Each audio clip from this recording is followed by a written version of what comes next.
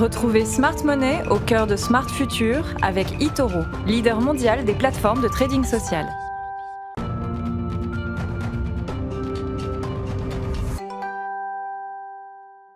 Smart Money, notre chronique hebdomadaire consacrée au placement d'avenir avec Antoine Fraisse-Soulier. Bonjour Antoine. Bonjour. Heureux de vous retrouver, responsable de l'analyse de marché chez eToro France. On parle donc aujourd'hui de l'ARN messager. On aime bien commencer par une définition. De quoi on parle ? Alors, l'ARN messager, c'est vrai que c'est une des technologies moléculaires qui est les plus novatrices depuis ces dernières années. Alors, avant la crise du Covid-19, c'est vrai que quasiment personne n'avait entendu parler de cet ARN messager, à part certains chercheurs qui y croyaient énormément. Mais le fonctionnement est le suivant, c'est-à-dire que ça consiste à injecter dans l'organisme, non pas le virus, comme c'est le cas pour de nombreux vaccins, mais des molécules d'ARN, donc d'acide ribonucléique, qui sont fabriquées en laboratoire. Ensuite, cet ARN va ordonner aux cellules du corps humain, en fait, de fabriquer une protéine qui va effectivement activer une réponse immunitaire. C'est vrai que ensuite cette protéine est très rapidement éliminée. Ce qui est formidable en fait, c'est surtout la durée, le temps que ça a mis pour trouver ce vaccin, puisque au départ un vaccin c'était aux alentours des 10 ans et grâce à l'ARN messager, on a réussi à découvrir un vaccin en moins d'un an. Oui, parce que c'est aussi une technologie évidemment sur laquelle les chercheurs travaillaient depuis de nombreuses années. Alors, ça c'était pour la définition. Qui sont les principaux acteurs économiques ? Et là, je pense qu'on va voir ressortir un certain nombre de noms qui ont beaucoup sonné à nos oreilles depuis 18 mois. Effectivement, oui, c'est vrai que les big pharma ont noué des partenariats avec des biotech.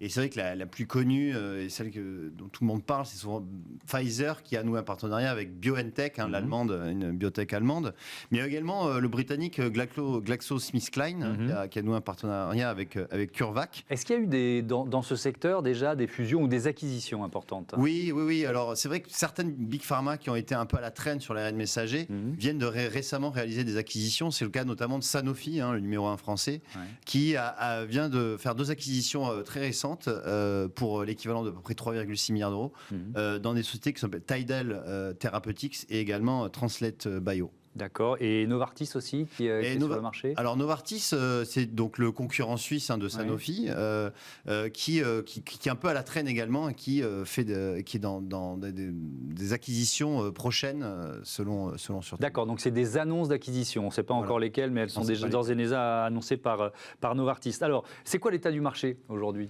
Alors, aujourd'hui, incontestablement, c'est Moderna qui ressort en tête de ce business de l'ARN messager, puisque avant la crise sanitaire, Moderna n'avait pas vendu un seul vaccin ni un seul médicament. Il était au stade de recherche.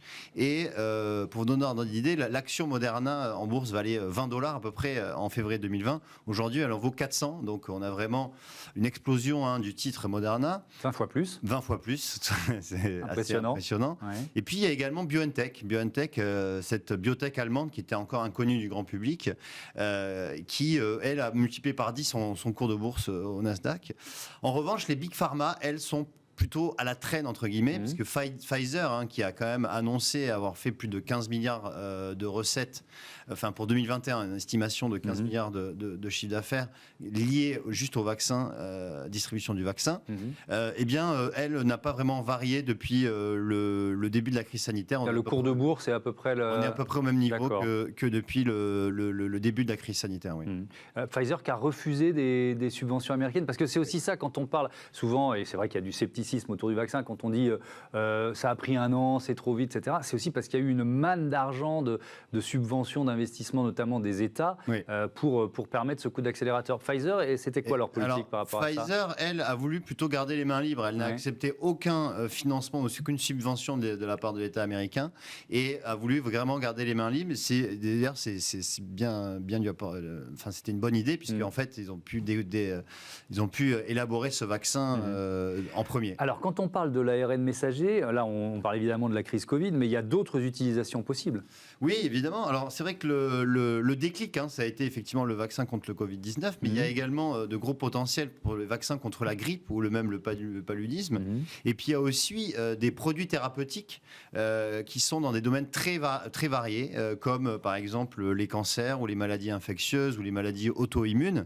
Et aujourd'hui, selon une étude du cabinet Roots, il y a à peu près 150 produits thérapeutiques à base d'ARN messager qui seraient en cours d'évaluation, donc en stade préclinique ou clinique. Il y a des espoirs côté virus du sida aussi? Effectivement, c'est notamment ce que croit la fondation Bill et Melinda Gates, qui s'est associée récemment avec Moderna pour lancer très prochainement une étude de phase 1 d'essai clinique sur un vaccin contre le VIH. Ouais. Alors, est-ce que c'est la question traditionnelle et vous y couperez pas, même si c'est une nouvelle saison, est-ce qu'il faut investir? Vous pouvez pas tout à fait y répondre, mais quand même. Alors, effectivement, déjà, il y a énormément d'investisseurs qui se sont positionnés sur l'ARN messager, vu les perspectives très prometteuses qu'a cet ARN messager. Ça pourrait faire naître de vraies avancées médicales et de futures pépites, notamment dans le secteur. Il y a beaucoup d'investisseurs, notamment généralistes, qui sont arrivés, dont la santé n'est pas le secteur principal. Mais il y a trois vraiment segments dans lesquels l'investissement pourrait être important. C'est notamment dans la stabilité chimique de l'ARN. Il y a également l'optimisation des séquences d'ARN qui va être très explorée. Et enfin, la production à grande échelle. Donc, il y a un mouvement général qui s'est vraiment installé dans l'ARN messager, et l'ARN messager n'a pas fini de faire parler. Merci beaucoup, merci Antoine Fraisse-Soulier. Je rappelle que vous êtes responsable de l'analyse des marchés chez eToro France. On passe à Smart Connect tout de suite, les mutations du e-commerce, rubrique consacrée aujourd'hui au paiement fractionné.